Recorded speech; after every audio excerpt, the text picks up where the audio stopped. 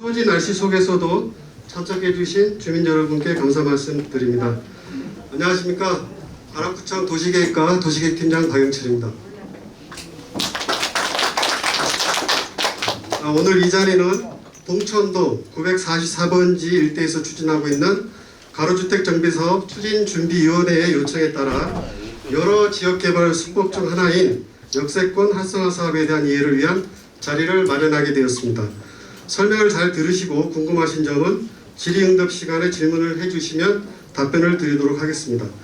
먼저 오늘 진행 순서를 말씀드리면 참석자 소개 후 서울주택도시공사 SH에서 역세권 활성화 사업이란 무엇인가에 대한 정책 설명이 있겠고, 이어서 질의응답 시간을 갖겠습니다. 이 질의응답 시간이 끝나면 추진준비위원회에서 마련한 동천동 944번지 일대 역세권 활성화 사업 사업계획안에 대한 설명이 있겠으며 이후 질의응답이 있겠습니다. 오늘 역세권 활성화 사업에 대한 설명을 잘 들으신 다음 이 사업이 우리 마을 발전에 적합하다 동의하시면 사업 찬성 동의서를 입구에 비치된 양식에 작성해 주시면 되겠습니다. 먼저 참석자 소개를 드리겠습니다. 동천동 944번지 일대 추진준비위원회 김기권 위원장님 참석하셨습니다. 가락구청 도시계획과 정철주 과장님 참석하셨습니다. SH공사 최동현 차장님 참석하셨습니다. 이어서 SH공사로부터 역세권 활성화 사업이란 무엇인지 정책 설명이 있겠습니다.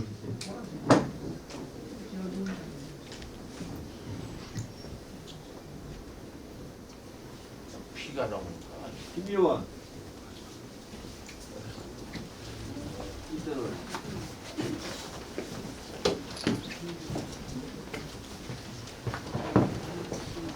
아까 집에 가는 거 어때? 정한 의자 가서 뚫리지 안 열어.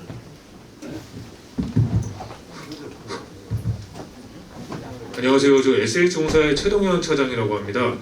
오늘 그 날씨가 이렇게 흐린데도 불구하고 많은 주민분들이 참석해 주셔서 일단 감사드린다는 말씀 먼저 드리고요. 일단 오늘 설명회를 드리는 목적에 대해서 말씀을 드려야 될 것 같습니다. 아까 여기 구청의 팀장님께서 말씀하셨듯이 이 자리를 뭔가 동의를 해서 뭔가 확 결정을 내시는 자리는 아니고요. 실제로 이 사업이 어떤 건지 주민분들께 저희가 나와서 알려드리면 그거에 대해서 충분히 이해를 하고 가시는 게 오늘 설명회의 주된 목적입니다. 그래서 오늘 설명드리는 거에 정확히 이해를 하고 가셔서 추후에 여러 가지 사업 방식 중에 이 사업 방식에 대해서 동의를 하실지 안 하실지 그거에 대해서 이제 한번 고민해 보시라는 그런 자리니까요. 너무 막 뭐 반대를 해야 돼 막 이런 생각을 갖고 들으시기보다는 이 사업을 이해하는 위주로 좀 봐주시면 감사할 것 같습니다. 자, 그럼 일단 설명을 진행하도록 하겠습니다. 일단 설명 순서를 말씀드리면은요. 첫 번째, 역세권 활성화 사업이 뭔지에 대해서 좀 말씀을 드리고, 그다음에 두 번째는 어떻게 하는지 하고 사례에 대해서 말씀을 드리고 드리도록 하겠습니다. 일단 역세권 활성화 사업의 개념부터 좀 말씀을 드리면은요. 서울시에서는 뭐 서울시 내에 있는 모든 개발 사업들에서 인허가권을 갖고 계시긴 한데 그 중에서도 역세권 부분에 대해서는 어떻게 특화하고 어떻게 향후에 발전해야 될지 굉장히 관심을 많이 갖고 계십니다. 그래서 이 사업 같은 경우는 아무데나 하실 수 없어요. 역세권에 있는 사업지에 대해서만 하실 수 있는 사업입니다. 그래서 약간의 특수성이 있습니다. 그래서 역세권에다가는 그러면 어떻게 할 거냐? 사람들도 많이 다니고 대중교통도 있기 때문에 일단은 도시 기능이나 이런 걸 상향시키기 위해서 상업이나 업무, 주거 이런 걸 다 섞어서 복합해서 짓겠다라는 취지고요. 두 번째로는 저층부에는 이제 가로 활성화, 역세권부터 쭉 이어지는 그런 보행을 활성화하겠다라는 목적이 있고요. 그 다음에 마지막으로는 주민들이 필요하는 시설을 역세권 인근에 설치를 해서 주민들의 생활 편의성을 높이자라는 게 이 목적을 갖고 역세권 활성화 사업을 추진하고 있습니다. 그래서 저희들이 흔히 이제 정책적으로 부르는 용어는 컴팩트 시티, 소규모, 응축된 도시를 만들겠다는 목표를 갖고 역세권 활성화 사업을 추진하고 있습니다. 이 사업 아까 말씀드렸듯이 이 사업 대상지는 여러 땅 중에서도 역세권에만 할 수 있다고 말씀드렸습니다. 그런 특수성이 있어서 역세권이라 하면 이 역세권 활성화 사업 운영 기준에 명시되어 있는 사항이고요. 반경 250m 이내의 토지에 대해서만 할 수 있게끔 기준이 마련되어 있고요. 용도지역 같은 경우는 2종, 3종, 준주거, 상업 모든 용도를 다 가능하게끔 되어 있습니다. 그 다음에 도로 요건은 2면 이상의 폭 4m 이상 도로가 접하고 있고 최소한 8m 이상 도로에는 접하고 있어야 되는 그런 조건이 있습니다. 그리고 면적 요건은 이렇게 가로구역으로 둘러싸여 있는 1500 이상 그리고 만 이하의 면적에 대해서만 서울시에서는 승인을 해주고 있는 상태입니다.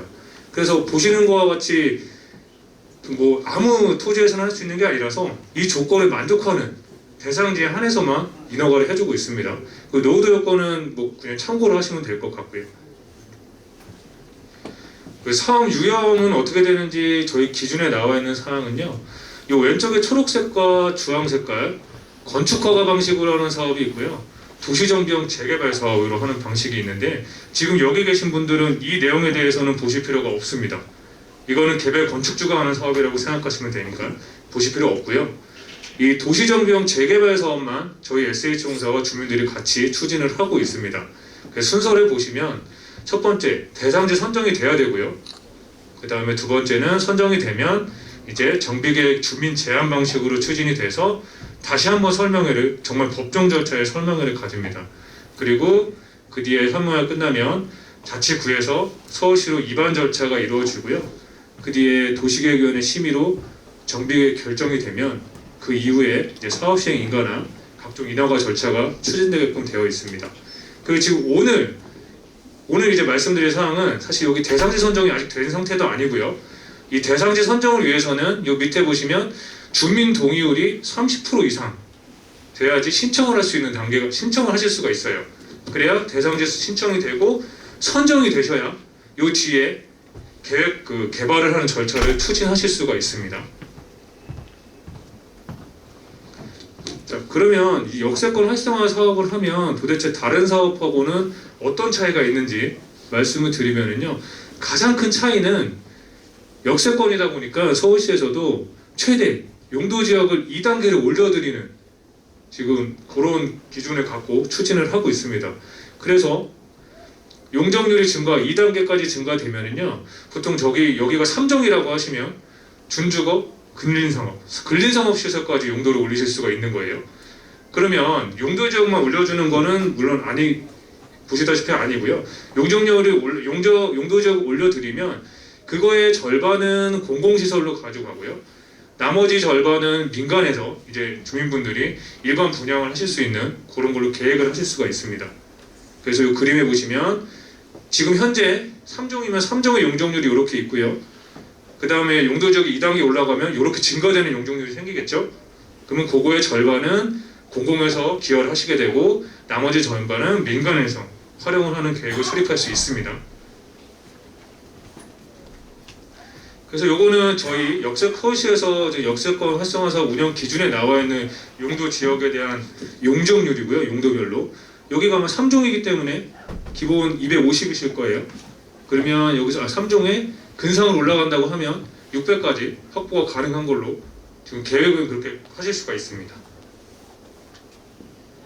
그러면 아까 말씀드린 대로 증가되는 용적률의 절반은 주민분들이 사업을 하시는 거고 나머지 절반은 이제 공공기여를 공공에다 기여를 하신다고 되어 있는데요. 공공기여하는 시설은 여기는 보시는 것처럼 4가지로 구분을 합니다. 공공주택과 공공임대산업시설, 공공임대상가, 그 나머지는 지역 편의시설, 국공립 어린이집, 도서관 이런 것들이 들어가고요. 이런 비율들은 이제 계획을 하면서 좀 조정이 될 수는 있습니다. 그래서 이 정도 시설이 들어간다라고 이해를 하시면 될 것 같습니다. 그리고 이어서는 이제 시행을 어떻게 하는지, 그리고 저희가 참여해서 뭘 하는지, 그리고 현재까지의 사례 이거에 대해서 말씀을 드리겠습니다. 역세권 활성화 사업은요, 일단 서울시 역세권 활성화 사업 운영 기준에 따라서 추진되는 사업이고요. 여기에 보시면 서울주택도시공사 저희 공사는 지원 기구로서의 역할을 하게끔 명시가 되어 있습니다. 일단 사업에 대한 지원도 하고요. 토지 등 소유자 대상으로 한 사업 컨설팅 및 교육 이렇게 설명회나 이런 것들을 추진할 수 있게 되어 있고요. 서울시에서 별도로 이제 공문으로 자치구에다가 이제 하달을 한 내용은 역세권 활성화 사업을 추진할 때는 추진 시에는 서울주택도시공사의 참여를 원칙으로 추진하는 걸로 그렇게 자치구나 모든 기관에 문서가 하달된 상태입니다. 그래서 그러면 저희가 어떻게 시행을 하냐면 그 역세권 도시환경정비법에 따라서 공동으로 하거나 단독으로 시행이 가능한데요. 일반적으로 이 법에 따르면 그 구역 지정이 된 이후에 조합이라는 게 설립이 되실 거고요. 조합이 설립되면 조합하고 저희가 같이 공동으로 사업을 추진하는 게 첫 번째 방식입니다. 그리고 두 번째 이 그림에 있는 건 이 조합이 인원이 너무 적으실 경우 20인 이하로 계실 경우에는 이 토지 등 소유자 방식으로 진행을 보통 하시거든요. 하실 수 있고 그때는 토지 등 소유자라고 이름만 바뀌는 겁니다. 똑같습니다. 토지 등 소유자와 저희가 공동으로 하는. 근데 아마 여기는 20인이 안 넘으시기 때문에 이 방식은 보실 필요가 없으시고요. 그다음에 마지막은 지금 보시면 공동시행자가 앞으로 올라왔고요. 주민들 초록색이 밑으로 내려왔어요. 위치가 바뀌었죠. 이때는 공공 단독 시행 방식이고요. 저희가 모든 거를 다 주로 하고요. 주민분들께서는 이 주민 대표회의라는 그 의결 기구는 아니고요. 일단 협의 기구 정도만 구성을 해서 사업을 추진하는 방식이 있습니다. 이 내용 같은 경우는 다 법정에 나와 있는 사항이고요. 사항이기 때문에 별 말씀 크게 분란이 될 건 없으실 것 같고요. 그리고 앞서 말씀드린 그 내용에서 좀 더 뒤에를 좀 자세히 말씀을 드리면 앞에는 대상지 선정은 아까 토지 등 소유자 30% 이상이 찬성을 해야 신청하실 수 있으세요. 그래서 선정이 되실 거고 그 다음에 위원회 등을 거쳐서 주민 설명회를 다시 한번 드릴 거고요. 이때 저희가 다시 한번 의견을 여쭤볼 거예요. 요 역세권 활성화 사업에 대해서 동의하시는지 그때 동의율이 찬성 50% 반대 25% 미만이 나와야 됩니다. 그리고 두 번째 저희가 참여하는 거에 대해서 찬성이 50% 이상 나와야 됩니다. 그래야 사업 추진이 가능하세요. 그리고 나서 저희가 다시 한번 역세권 활성화 사업에 대해서 검토를 하고요. 요때는 이제 요 정비 계획안 좀 더 구체적인 내용들을 작성해서 주민분들이 제안할 수 있게끔 추진을 합니다. 그 이후에 주민 설명회, 법정 설명회를 추진하고요. 정비 계획안을 자치구에서 시로 신청을 하게 되고 그 이후에 도시계획원의 심의, 그 다음에 정비계획 결정이 되면 최종 이제 계획이 다 수립된 구역이 지정된 상태이기 때문에 이제 사업을 하실 수 있는 거예요.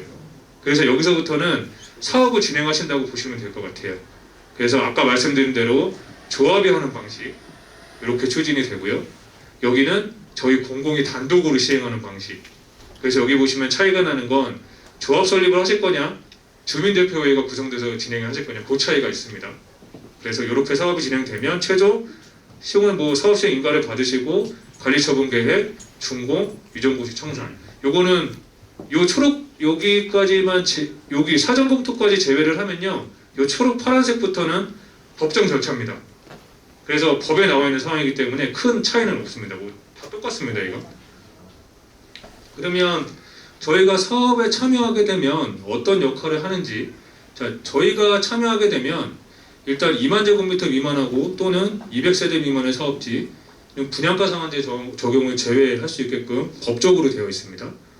그리고 공동으로 시행했을 경우 조합과 저희가 같이 공동으로 시행했을 경우는 일단 주민분들이 하시는 사업이기 때문에 조합분들이 주도적으로 다 추진을 하세요. 다만 저희는 행정이나 기술 예를 들어 공사비나 공사 계획도 이런 것들에 대한 기술 지원 업무를 하고요. 그 다음에 비용 관리, 사업 관리라는 데 있어서 조합분들이 하시게 되면은 예전에 여러 가지 아시겠지만 문제점들이 있었다라고 알고 계시잖아요. 그런 것들을 좀 미연에 방지할 수 있게끔 저희가 사업 관리를 지원을 합니다. 그리고 세 번째로는 저희가 단독으로 시행했을 경우에는 저희가 모든 걸 다 합니다. 시공사 선정, 용사 선정 저희가 다 해요. 다 하고 주민대표회의 등 시공사 선정을 제외한 요거는 추천을 할 수 있게 되어 있거든요. 그래서 주민대표회의로 결정을 하고 나머지 필요한 용역 그런 것들은 저희가 다 추진을 하게끔 되어 있습니다. 그래서 일반적으로는 현재는 단독 시행 방식으로는 잘 추진이 되고 있진 않아요. 제도적으로 좀 보완할 것도 많이 있고요. 그래서 현재까지 사례로는 이 공동 시행한, 조합하고 저희가 공동으로 시행한 방식만 현재 추진하고 있습니다. 그래서 현재 서울시에서 하고는 역세권 활성화 사업 중에 추진하고 있는 건 한 3개소가 지금 추진되고 있고요. 그 외에 다른 데는 아직 결정된 데가 없기 때문에 여기다 말씀을 드릴 수는 없어서 일단 강동이나 왕십리 이 두 건은 정비계획 입안까지 추진이 됐고요. 입안까지 신청해서 추진하는데 대략 1년 반 정도 소요가 됐습니다. 그 영창역은 아직 사전 검토 중에 있는 단계에 있고요. 그래서 이거는 조감도를 참고하시면 될 것 같습니다. 이상으로 설명은 마치고요. 질문 사항이 있으시면 제가 답변을 드리도록 하겠습니다. 안녕하십니까. 방금 소개받은 인시티 ENC의 정정수 이사입니다. 방금 SH공사도 설명해 주셨고 또 저기 추진을 준비하시는 대표분도 말씀을 해주셨는데 사실 이게 지금 그 역세권 활성화 사업이라는 게 주민 동의 없이는 추진이 불가합니다. 그리고 이제 사실 저희가 오늘 설명드리는 이 자리는 최소한의 SH 설명했지만 최소한의 기준 대상지로 선정하기 위한 준비라고 보시면 돼요. 그러니까 정말 첫 걸음마도 안 뗀 거죠. 그래서 그 첫 걸음마를 떼기 위해서 이 사업을 이해하는 과정과 이 사업에 대한 그러면 어떤 정도의 개발이 될 거냐 그거를 좀 논의하고 그 논의한 과정을 통해서 주민 여러분들께서 이해하신 만큼 주민 동의를 하셔도 좋고 반대하실 분도 분명히 있겠죠. 그렇지만 역세권 활성 사업을 추진하기 위해서는 적어도 대상지 선정위원회는 통과해야만이 그 차후에 찬성이니 반대니 이 사업이 갈 거니 말 거니 그게 더 확실하게 논의가 될 수 있다는 점을 말씀을 드리겠습니다. 그래서 오늘 드리는 내용은 확정된 내용이 하나도 아니고요. 단지 여러분께 이 사업이 이 정도의 개발 가능성도 있습니다라는 걸 산전에 안내해드리는 내용입니다. 그러니까 이 계획이 왜 이렇게 됐느냐 저렇게 됐느냐는 차후의 문제라는 거죠. 그래서 선정된 이후에 좀 더 자세한 내용들이 더 고민되고 만들어질 거라는 것을 좀 인지하시고 말씀을 들어주셨으면 감사하겠습니다.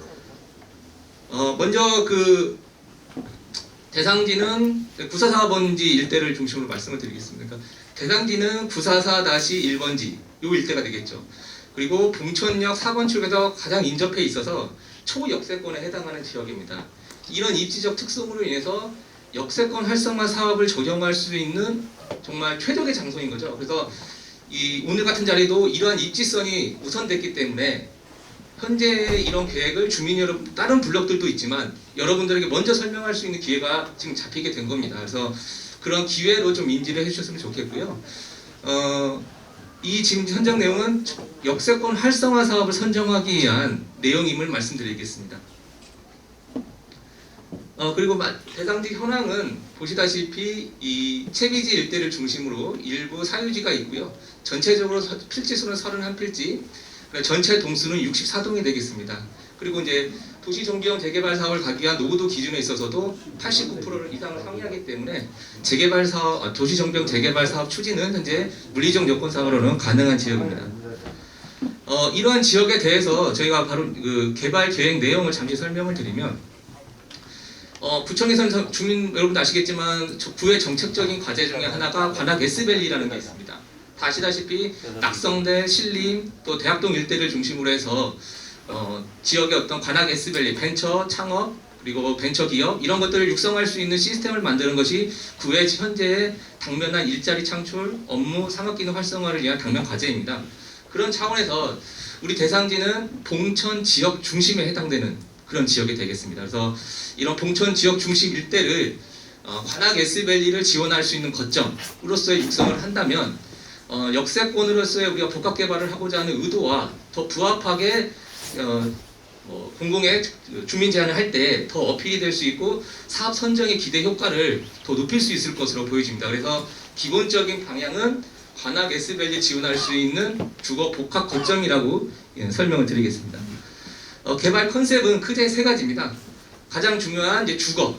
그래서 현재 지역에 대해 복합 개발을 하는 데 있어서 메인이 될 수 있는 주거 기능을 양질의 주택을 우선 공급을 하고 더불어서 지금 SH에서 설명했지만 증가된 용적률의 반을 공공기여로 할애를 하게 됩니다. 그래서 그 공공기여를 활용해서 입주민들을 위한 생활 SOC도 될 수 있고 또 주변에 있는 타 지역 주민들이 이용할 수 있는 생활 SOC도 될 수 있습니다. 그처럼 좀 더 다양한 주민과 주변의 지역에 파급력 있는 공공기여시설 확보를 하거나 또 아까 서두에 계속 말씀드렸던 것처럼 관악 S밸리라는 지역의 어떤 정책적인 사업과 연계할 수 있는 임대산업시설, 즉 벤처 창업기업, 젊은 층들이 좀 더 우리 부지 안에 그리고 지역의 어떤 가로를 활성화할 수 있는 유동인구로서의 기능도 함께 가져갈 수 있는 공공기여의 방향을 좀 확충하고자 하는 내용이 되겠습니다.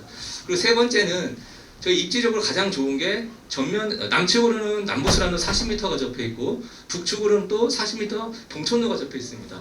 그래서 이러한 입지적을 고려했을 때 가로가 활성화된다면 현재 침체된 가로 여건이나 이런 걸 보았을 때 좀 더 유동인구랄지 좀 더 활력 있는 어떤 그 지역의 여건을 개선시킬 수 있을 것으로 그렇게 기대를 해서 저희가 크게 세 가지 방향을 잡고 컨셉을 설정하였습니다. 그리고 이제 용도 지역 부분인데요. SH공사에서 좀 전에 설명을 하실 때 확정된 내용 아님을 다시 한번 또 말씀드리겠습니다. SH공사에서 설명하실 때 2단계를 원칙으로 했습니다. 맞습니다. 2단계. 뭐냐면 3종에서 준 주고 근린상업 가는 거죠. 근데 거기 단서가 하나가 있는데 그 단서를 저희는 활용을 하고자 합니다. 그래서 단서가 뭐냐면 지역 중심지로서 지역의 기능이나 아니면 고밀백합술 타당성이 인정될 경우에는 일반 상업까지도 갈 수 있습니다. 그러니까 이거 오해하시면 안 되고 원칙은 2단계 근린 상업인데 최대 일반 상업까지 갈 수 있는 겁니다. 그래서 저희가 이제 주민들한테 제안드리는 거는 서울시에 제안할 거면 좀 더 최고 가능한 높이만큼 일단 제안을 하고 거기서 이제 심의 과정, 선정 과정을 통해서 뭐 근린 상업도 갈 수가 있고 또 800을 못 찾을 수 있는 과정이 있거든요. 그래서 최대한 값을 일단 서울시에 또는 구청에 선정 신청을 해보자는 취지입니다. 그래서 일단 저희가 오늘 금액 검토한 내용은 근린 상업 지역이 아닌 3단계 상향, 일반 상업 지역, 용적률도 600이 아닌 800%를 검토한 내용임을 말씀드리겠습니다. 그래서 이제 요거 조금 숫자적인 내용인데요. 증가된 용적률의 50%는 공공기여를 해야 됩니다. 그러면 그 50%를 어떻게 산정하느냐? 자, 이제 일반 상업을 3단계 상향을 기준으로 설명드리겠습니다. 저희가 250부터 출발을 하는데 800을 가는데 그 갭이 550입니다. 그럼 550이면 그 용적은 반으로 딱 나누면 275입니다. 그러면 275는 우리가 상업가스, 일반 상업가스 전체가 800이지 않습니까? 800분의 275가 공공기여 양이 됩니다. 그게 전체 용적의 34%입니다. 34%의 양을 공공기여로 내야 되는 거고 그거를 토지 면적으로 환산을 하면 기준 2579.1을 내야 됩니다. 그러니까 뭐냐면은 현재 우리가 약 숫자적으로만 말씀드리겠습니다. 7800 정도 되면 2500 정도의 땅을 내야 되는데 그거를 땅으로 다 내느냐? 그게 아닙니다. 저희가 공공기여 양에는 공공기여를 할 때에는 두 가지 방식이 있습니다. 건물로 내는 것도 있을 수 있고 땅으로도 낼 수가 있고 그 두 가지 방식이 있는데요. 저희가 공공기여는 서울시 역세권 활성화사 가이드라인에 보면 기준이 크게 두 가지입니다. 공공임대주택이 30% 이상이 돼야 되고요. 그 다음에 어느 하나의 공공기여가 50%를 넘을 수는 없습니다. 그래서 저희가 지금 제안드리는 거는 공공기여 시설에 공공임대산업시설, 공공주택, 지역필요시설 이 세 가지를 제안드리는 내용입니다. 지역필요시설은 뭐 문화시설, 도서관이 될지 무사시설 확정은 되지 않았지만 지역에 필요한 입주자가 됐든 아까 말씀드린 지역 외에 다양한 거주자가 이용할 수 있는 문화시설 등이 좀 중심이 될 것 같고요. 공공주택은 말씀드린 대로 임대주택 형태가 됩니다. 그래서 전체 임대주택이 약 30% 정도. 그리고 공공임대산업시설은 뭐냐면 서두에서 강조했던 것처럼 관악 S밸리, 즉 봉천 지역 중심으로서 역세권에 대한 벤처 창업 업무 기능을 좀 더 활성화시키고자 하는 취지에서 공공임대산업시설을 확보하고자 하는 내용입니다. 그래서 이 내용을 보시면 공공기여 양이 있습니다. 아까 말씀드렸듯이 땅으로 따지면 약 34% 2,500을 공공기여를 해야 되는데 그거를 부지로 제공, 즉 이런 시설의 지분으로 가져가는 게 있고 이 시설을 조성한 복합으로 지으니까 건물은 같이 지어지잖아요. 그러니까 건물로 공사비로 또 내는 게 있습니다. 그래서 공사비로 내는 거는 공공임대산업시설과 지역필요시설 두 가지가 됩니다. 그리고 공공주택은 SH공사에서 공사를 매입하게 돼 있어요. 돈을 주고 그 건물 가격에 대해서는. 그래서 보시는 바와 같이 부지로는 약 1,600, 아까 부지로 2,500이었잖아요.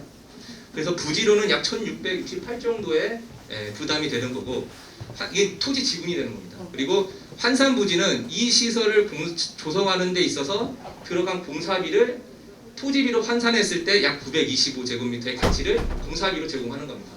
그래서 2,593 정도가 되는 거고요.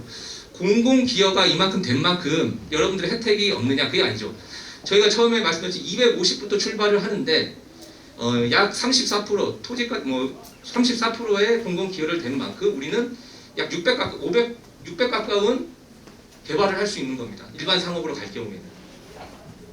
그래서 500 내지 600 정도의 어떤 개발 가능성이 있기 때문에 그거를 일단은 일반 상업 지역으로 일단 제한을 드리는 내용입니다. 그래서 보시는 바와 같이 공공 기여량은 그런 내용이 되겠습니다. 그래서 건축 개요가 되겠습니다. 주 용도는 공동주택 그리고 업무시설, 근생시설 그리고 지역 필요시설이 되겠습니다.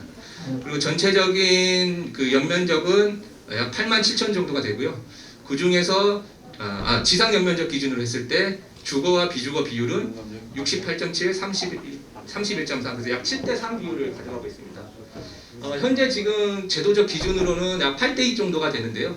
제가 서두에 말씀드렸듯이 SH는 2단계 상향이 가능합니다.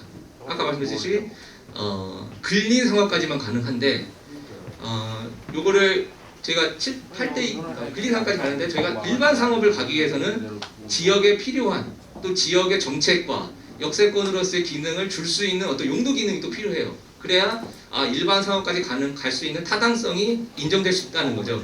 그래서 그거를 8대2가 아니라 7대3 정도의 비율로 제한을 드리는 내용입니다. 그렇게 되면 비주거 비율이 평균 타 지역보다 약 10% 정도 추가 확보함으로써 역세권의 중심성 기능을 확대할 수가 있습니다. 그리고 이러한 것들은 관악구의 정책 방향과 부합하기 때문에 그러한 조건들을 준수하지 않으면 그 일반 상업지의 변경은 어렵습니다. 그래서 이러한 것들을 공공기여 비율이 비주거 비율이 일부 요동을 친다고 하더라도 주민이 동의하지 않으면 사실 근린 상업 정도 진행될 수밖에 없는 상황임을 말씀을 드리겠습니다.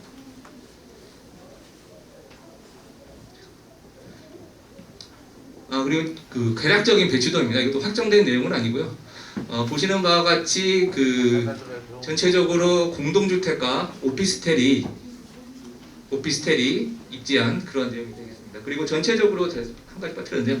세대수는 현재 약 340, 공동주택이 347세대, 오피스텔이 111호, 그리고 임대주택이 72세대 정도 계획된 내용입니다.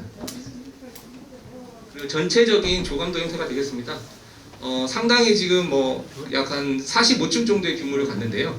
이거는 저희가 확정된 내용도 아닙니다. 그래서 평형을 어떻게 구성을 하고 또 공공기여를 어떻게 구성하느냐에 따라서 건축의 높이나 층별 개요나 이런 것들이 다 달라집니다. 그래서 개발을 800% 정도의 개발을 한다면 그리고 공공기여량을 고려한다면 이 정도의 개발이 될 것 같다라는 점을 제가 말씀을 드리는 내용이 되겠습니다. 네, 이상 계략적인 설명을 마치겠습니다. 그래서 다시 한번 강조드리지만 이거는 좀 확정된 내용은 아니고 대략적으로 여러분들의 어떤 이해와 선택을 돕기 위한 하나의 설명이라고 보시면 될 것 같습니다. 그리고